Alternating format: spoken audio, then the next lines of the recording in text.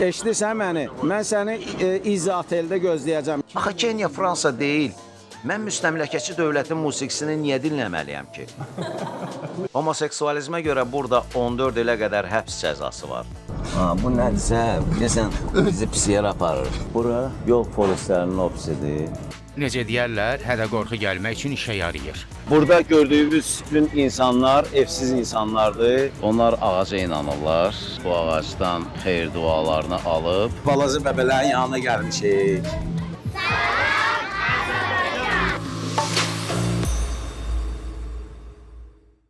Bu mənəm, Emin Əhmədov. Özüm rejissor olsam da, amma həmişə səyahətə böyük marağım olub. Bəlkə də bu həvəsim ölkə hüdudlarından kənarda Azərbaycanın ən böyük layihələrinə imza atmağıma rəvac verib. Cənubi Afrikada Extreme Reality Show,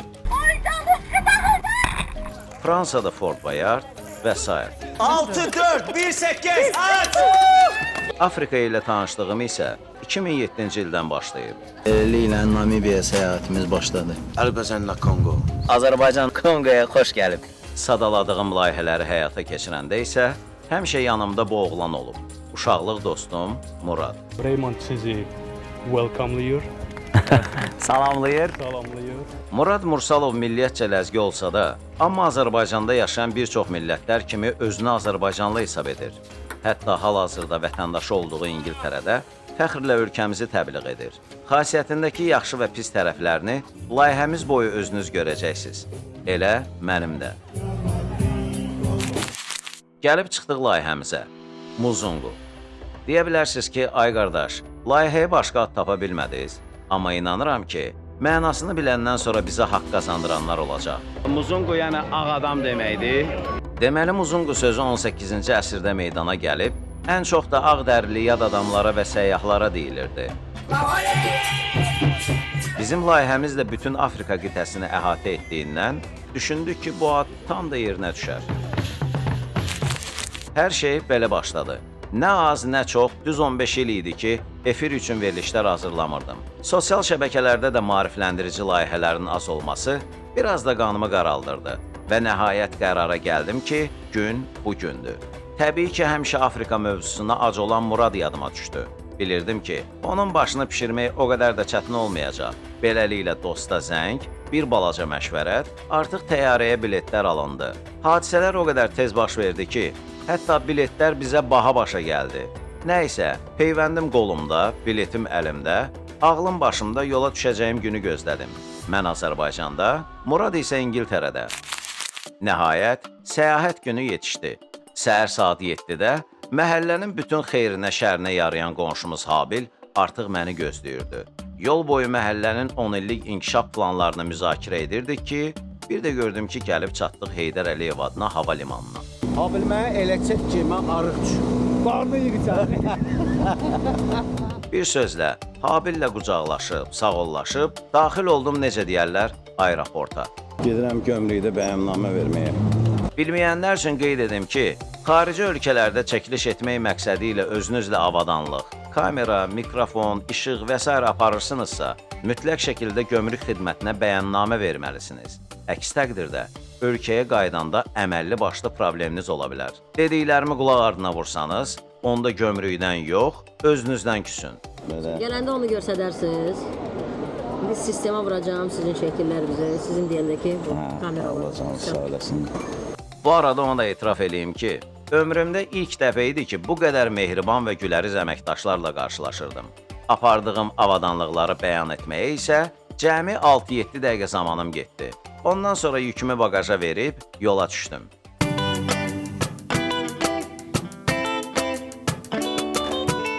Mən Kenyanın paytaxtı Nairobiyə İstanbul üzərindən, Murad isə Dohadan gəlməli idi. Gözləmələri də nəzərə alsaq, 14 saat uçuşdan sonra gəlib çatdım Nairobiyə, Jomo Kenyatta hava limanına. Jomo Kenyatta Kenyanın ilk prezidenti olub, xalqını Böyük Britaniyanın müstəmləkəsindən xilas edən şəxsiyyətdir. Bu haqda bir qədər sonra. Ayağımı Kenyaya basar-basmaz ilk işim Muradı axtarıb tapmaq oldu. Çünki biz hava limanında görüşməli idik. Gözümə dəymirdi. Allah bilir harda qalmışdı. Necəsən? Sən nə vaxt gəlirsən inşallah? Mən səhər saat 6-da 7-də bütün gecəni uçurum. Eşidirsən məni? Mən səni İzza oteldə gözləyəcəm, yaxşı qardaş. Murad, mənim necə bagajımın dalına keçməyiblər bunlar. Gedim bagajı tapım gəlim, yaxşı qardaş. Deyəsən uzaqdan bir dənə şirin çamadan görürəm, o deyəsən mənimdir. Danışdıq, özündən müğayət ol, sağ-salamat gəl. Çünki cəmaata söz vermişəm, tamaşaçılara söz vermişəm ki, yaxşı layihəmiz olacaq, görək də. Beləliklə bagajımı götürüb yola rəvan oldum. Burada səbirsizliklə məni gözləyirdilər. Salam. Salam, Necəsiz? yaxşıyam. Mənim adım Rozdur. Tanış olmağıma şadam. Mən də. Taksi hansı tərəfdədir? Verin mən aparım. Yo. Necə vərdiş eləyibilərsə, qadınlar belə kişilərə kömək eləyir çantasına. Görürsünüz, bizim də gözəl adət-ənənələrimiz var. Yəni, biz heç vaxt qadınlara çanta daşıtdırmırıq. Yəni, çoxludan yerdə söhbət. Bu arada onu da deyim ki, Kenyaya gəlməmişdən öncə burada etiraz aksiyalarının keçirildiyi haqda məlumatlı idik və bələdçimizlə söhbət əsnasında öyrəndim ki, sən demə bugün 22 nəfər mitinqdə həyatını itirib. Nə bilərdim ki, bir neçə gündən sonra növbəti etiraz aksiyaları zamanı mən də bu şəkildə telekanalların kameralarına tuş gələcəm. Bu haqda sizi digər buraxılışlarımızda tükürpədici detallarla birlikdə ətraflı tanış eləyəcəm. Hələlik isə sizinlə ilk təəssüratımı bölüşüm. Kenya 1963-cü ildən müstəqil olsa da, ölkədəki ab-hava mənə Azərbaycanın 90-cı illərini xatırladırdı. Köhnəlmiş asfalt yollar, qaranlıq küçələr, yeni inşa olunmağa başlayan binalar və s. Gəlib çatdım, gecələyəcəyim otelə. Dünən qaranlıq idi, sizə göstərənmədim. Bax, belə bir yerdə qalmışıq. Gecəsi $50 otel, 4 ulduzlu olsa da, otelə daxil olanda başa düşdüm ki, 2 ulduzu deyəsən əllə yapışdırmışdılar. Çünki bu məkanın nə yerləşdiyi yer, nə xidmətləri 4 ulduza cavab vermirdi. Adicə hamamında isti su yox idi. Elə internet də onun kimi. Nəysə, xəbərlərə baxa-baxa necə yuxuya getmişəmsə, bir də gözümü açdım, gördüm ki, Murad artıq başımın üstünü kəstirib. Emin. Hello. Tamam Gaga, ne var ne yok. bize 2 tane kravat vermeliydiler. Sen bir tane niye istemişsin? Kamera olsan dünya görüşeyim. Nə kəramətlisə, uşaqlıq dostumla Azərbaycanda görüşmək qismət olmadığından hər dəfə başqa ölkələrdə bir-birimizi görürdük. Hal-əhval tutandan sonra dərhal planlarımızı cızmağa başladıq. Söhbətin şirin yerində qapı döyüldü.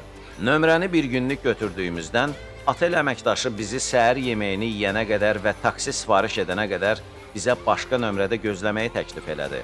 O da məlum oldu ki, bu ölkədə 2 kişinin bir otaqda qalmağına pis baxılırmış. Üstəlik Kenyada elə əyalətlər var ki, bu qaydalara aşırı dərəcədə ciddi riayət edilir. Uzun sözün qısası, homoseksualizmə görə burada 14 ilə qədər həbs cəzası var. Bu məqam Kenyanı mənə daha da çox sevdirdi. Elizabeth, bax, sən çox gözəl xanımsan. Ancaq, sənə bir iradın var. Biz Afrikanı sevirik. Afrika mədəniyyətini, Afrika adət-ənənələrini, Afrika xalqını. Axı Kenya Fransa deyil. Mən müstəmləkəçi dövlətin musiqisini niyə dinləməliyəm ki? Əgər Afrika musiqisi varsa, onu səsləndirək. Yox, əgər yoxdursa, onda xahiş edirəm, onu söndürün. Bizə burada Afrika musiqisi lazımdır. Səhər yeməyini yeyəndən sonra qalacağımız yerə taksi sifariş elədik. Taksiyə minib uzun müddət qalacağımız apartamanta üst tutduq. Hal-hazırda etiraz aksiyaları davam eləyir. İndi biraz sakitçilikdir, amma növbəti aksiya gözlənilir. İnsanlar qiymətlərin baha olmasından, vergilərin artırılmasından narazıdır. 22 nəfərin öldüyü bildirilir. Məsələ bax, bu yerdədir, dəyərli dostlar. İnşallah ki, sağ-salamat qayıdarıq ölkəmizə, Kenyanın vergilərinin qurbanı olmarıq.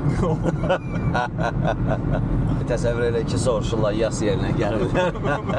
Deyirlər ki, nə üstün öldü, deyirlər, heç vergiləri qaldırmışlar, vurdular onları. Orada vergiler kaldırmıyor Kenya'da. Onlar da nə işi var idi? Otellər baha olduğundan burada kirayə ev tutmaq sərf edir. Qalacağımız yerin gününü 20 manata danışmışdıq. Açığı, bura şuluq məhəlləyə oxşayırdı. Bu nədirsə, desən, bizi pis yer aparır. Mən bu qaqaşın pulunu verim də. Thank you, Stefan. Amma içəri daxil olanda və növbəti günlərdə anladıq ki, Elə sən demə, ən təhlükəsiz yer bura imiş.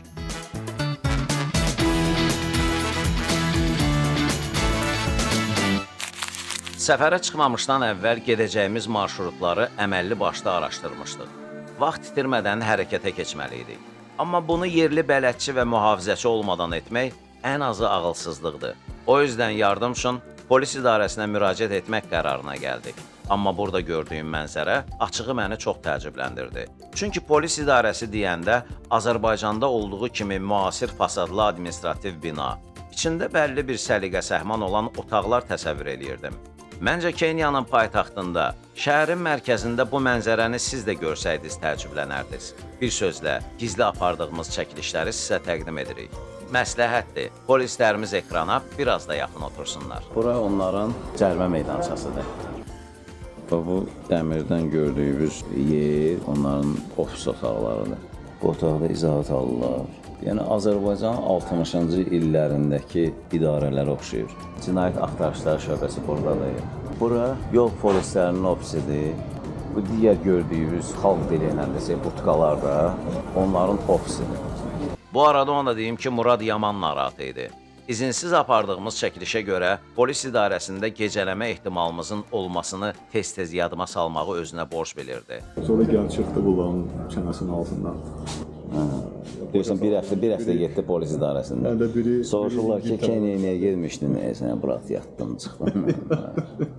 Qaydaq mətləbə. Polis idarəsinin içində mühafizəçi tapa bilməsək də, amma çölündə bu işi öz üzərinə götürəcək bir nəfər düzüb qoşa bildik. Onun adı Muraro idi. Muraro Swahili dilində körpü quran deməkdir. Adından ilhamlanıb, Kenya ilə körpü qurmağımızı, təhlükəsizliyimizi günü $10 ona həvalə eləməyə qərara gəldik.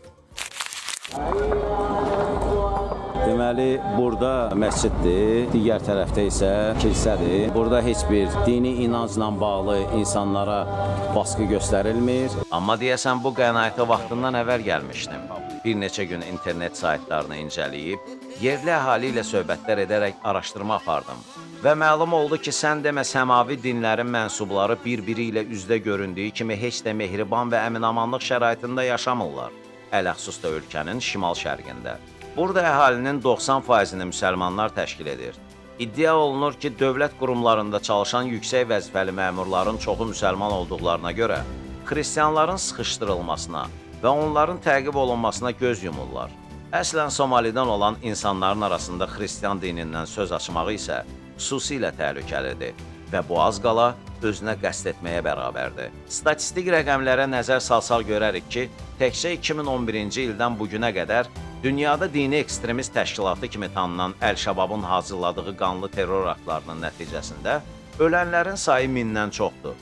Kenyada xristianlığın yaranma tarixinə gəlincə isə, bu proses 15-ci əsrdə Portuqaliyalıların Afrikaya axını ilə başlayıb və 19-cu əsrdə ingilislər xristianlığın daha da mütəşəkkil şəkildə yayılmasına müvəffəq olurlar. Kim nə deyirsə desin, Kenya söz və din azadlığı olan bir ölkədir. Konstitusiyamızın giriş hissəsində uca Tanrının aliliyi təsdiqlənib və Tanrı Kenyanı qorusun sözləri ilə başlayır. Kenyanın milli himni isə ey bütün yaradılmışların Tanrısı, torpağımıza və millətimizə xeyir-dua ver sözləri ilə başlayır.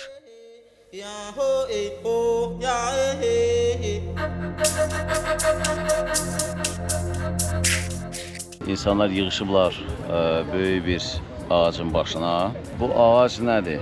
Afrikanın müxtəlif bölgələrindən, ələxüsus da Tanzaniyadan gəlmiş müxtəlif bütpərəst insanların, icmanın cəmləşdiyi bir yerdə hal-hazırda əyləşiblər. Onlar ağaca inanırlar və səhər işə getməmişdən qabaq məhz bu ağacdan xeyir dualarını alıb yola düşürlər, necə deyərlər. Onu da qeyd edim ki, Kenya və Tanzaniyanın sərhədində məskunlaşmış Masai qəbiləsində də buna oxşar dini inanc var.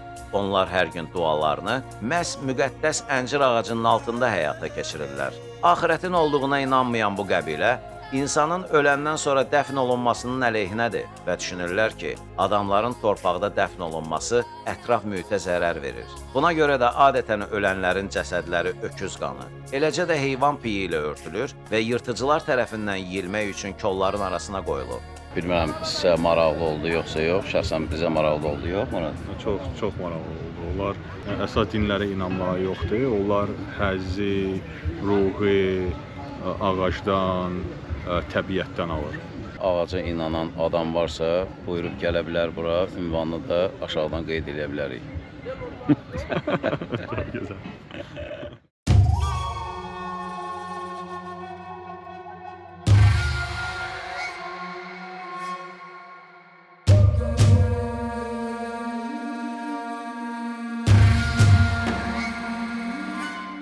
Değerli dostlar, hal-hazırda Balaxanı Zibilliyinin Nairobi filialındayıq.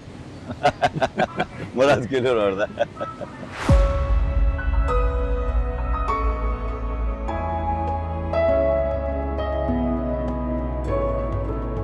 Burada gördüğümüz bütün insanlar evsiz insanlardır. Bura Nairobi çayıdır. Həm də bütün Nairobidə nə zibilli, nə kanalizasiya, Nə çirkəv var, kanalizasiya sistemi hamısı buraxır. Hamı buraxır. Nairobi sözü Kenyanın məşhur qəbiləsi olan Masailərin dilində sərin və təravətli su deməkdir. Sərinliyinə bir söz deyə bilmərəm, amma gördüyüm mənzərə təravət məfhumuna qarşı ən ağır yerdən söyüş deməkdir. Açığı paytaxtın mərkəzində bu mənzərə ilə qarşılaşacağımı gözləmirdim. Təbiətə qarşı olunan bu cinayətə görə bilmirsən yerli idarəetmə orqanlarını günahlandırasan, yoxsa gözümüzün qabağında çaya zibil tullayan siravi vətəndaşları. Bu insanların arasında zibilə düşmüşəm, filan işə görə özümü zibilə salmışam ifadələrini işlətsəniz, bəlkə də sizə qəribə baxarlar. Çünki burada yaşayan insanlar sözün əsl mənasında özlərini zibilə salmağa adət eləyiblər və ömürlərinin zibilli içərisində keçməsindən zərrə qədər də narahat deyirlər.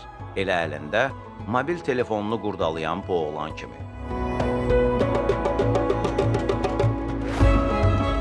Xalq arasında bomj dediyimiz bu evsiz insanlara gəlincə, onların hərəsinin öz hekayəsi var. Jason da onlardan biri idi. Əvvəl işim, evim var idi. Çalışdığım fabrik bağlanandan sonra işsiz qaldım və hər şeyim əlimdən getdi və yaşamaq üçün bura üz tutmalı oldum. Bəs necə dolanırsan, nə yeyirsən, nə içirsən? Yük daşıyıram, 15-20 şilling verirlər.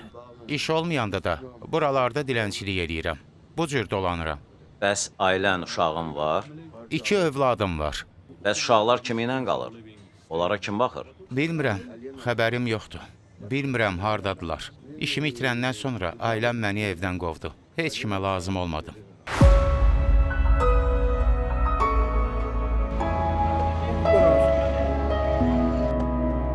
Və yerdə insanlar belə yatırlar, değerli dostlar. Ay, şat baxdı məndən, rəngim ağ olduğuna görə.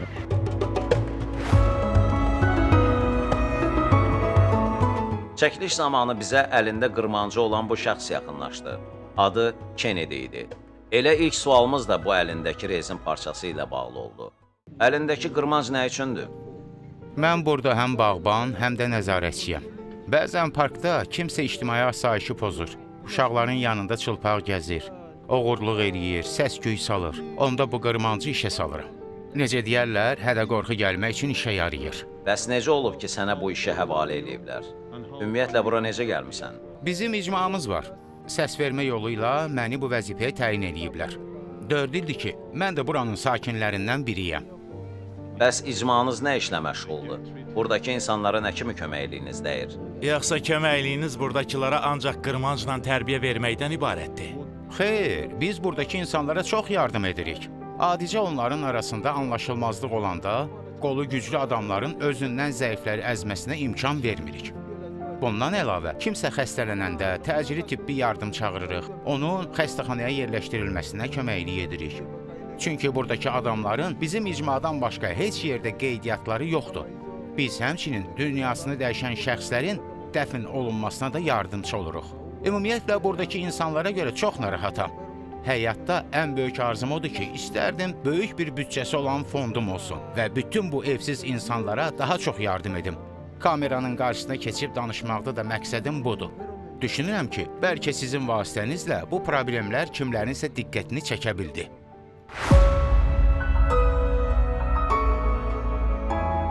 Yaxşılıq ölməyib, yaxşılıq insan sənətidir və düşünürəm ki, kimlərsə bu insanları görüb Kennedinin səsinə səs verəcəklər. Sən danışırsan, onlar arxadan çantaya əl atmaq istəyirlər. Əlindəki qırmacıdan onlara xəbərdarlıq edir. Yəni birini itələyir, ikisini itələyir, üçünü itələyir. Bayaqlar bizim gözəl Kenny qardaşımız olmasaydı, bu çanta gedəcəkdi işinə gücünə.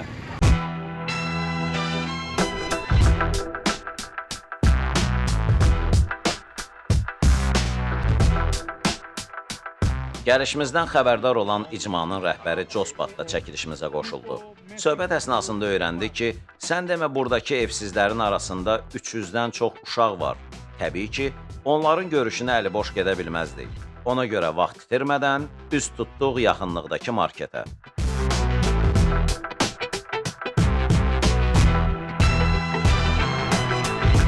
Balaca uşaqların yanına əli boş gezmirik. Nəyə gücümüz çatır ondan? Olanını verən utanmaz necə deyərlər. Götürək də qıyğa ondan var, aşağıda var. Onu qoyduq bura.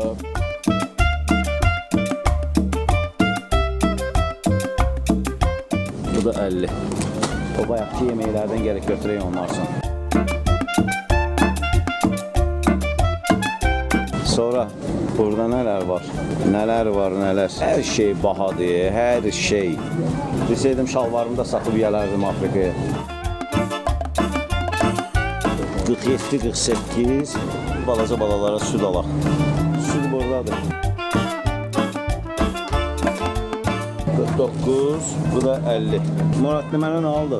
Süd, kekslər, peçenyalar, bir də çipsilər. Getdik. Valla gücümüz buna çatdı. İnanın ki, Kenyanın özündə o qədər də insanların yaşayışı ürəkaçan deyil. Amma marketlər od tutub yanır. Yanğın söndürmə xidmətinin nömrəsini bilsədik, zənginləri gəlib söndürərdilər qiymətləri.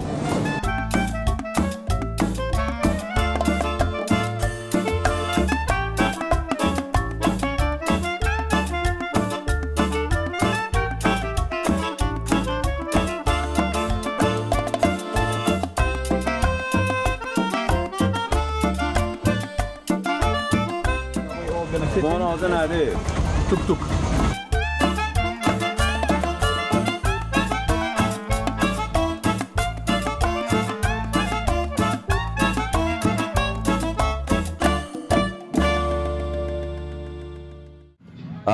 Balaca bəbələrin yanına gəlmişik.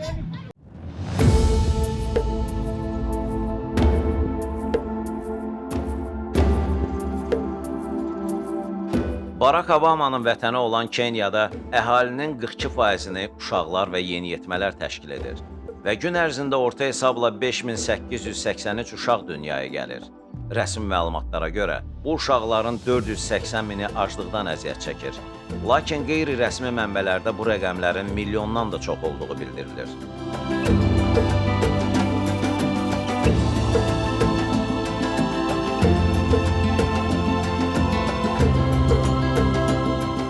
Gərək nəzür qəlbi daş insan olasan ki, bu uşaqları görəndə onların halına acımayasan. Yəni təsəvvür eləyin ki, var kimsəsiz uşaqlar, bir də var kimsəsiz, həm də evsiz uşaqlar.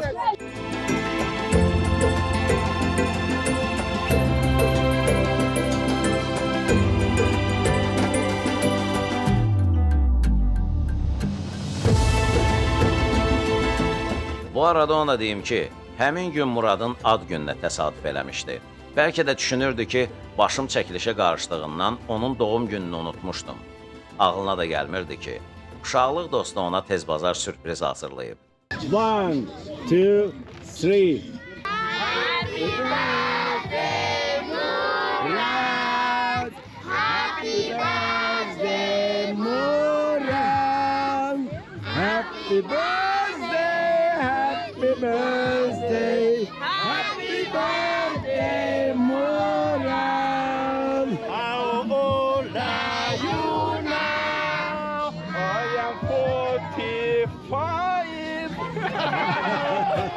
Muradın bu günləri ad günüdür. Bu gözəl balalar Muradı təbrik elədilər. Murad, sənə borclu qalmadılar. Heç kimin belə gözəl ad günü olmayıb. Heç bir dost belə ad günü təşkil eləməyib. Onu da xahiş edirəm nəzərə al. Hörmətimi sonra eləyərsən.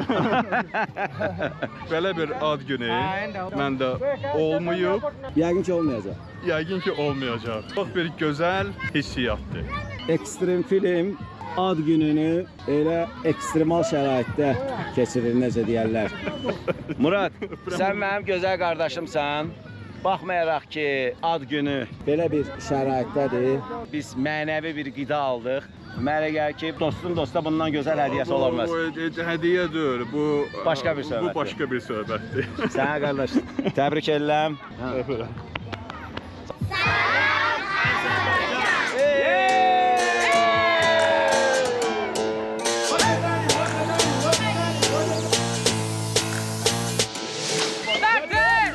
Afrika qitəsinin ən böyük second hand bazarıdır bura.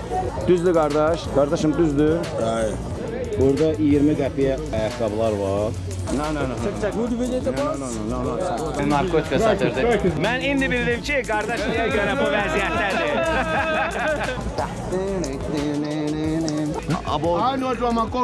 Okay, good.